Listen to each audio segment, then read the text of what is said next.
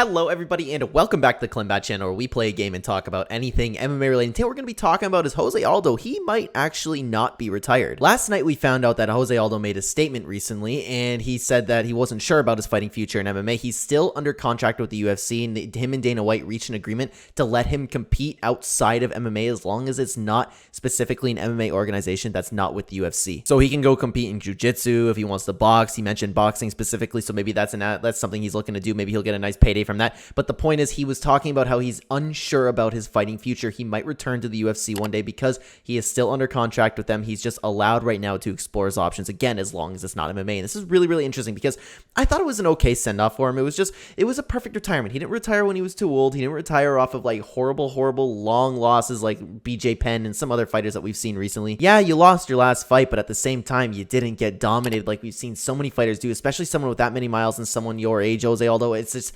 ideally, he would go out with a win. Maybe he's looking to come back for like in February or something for a UFC fight night, maybe a main event, maybe somewhere on the pay-per-view, opening a pay-per-view card, and he wants to go out with a win. I can see that being his mindset because he's shown he can still definitely compete with the top. He's at that point where I'd be a little bit worried for him, especially if he comes back and fights like a top contender, someone like Chito Vera, Corey Sandhagen. I don't like those matchups for him at all. So I hope he explores boxing a little bit, and most importantly, stays retired from the UFC because he is fighting in the absolute toughest UFC division, unless like maybe he does go back up to featherweight. Who knows? But anyways, guys, I would love to know what you think about all this, and thank you so much for watching this video.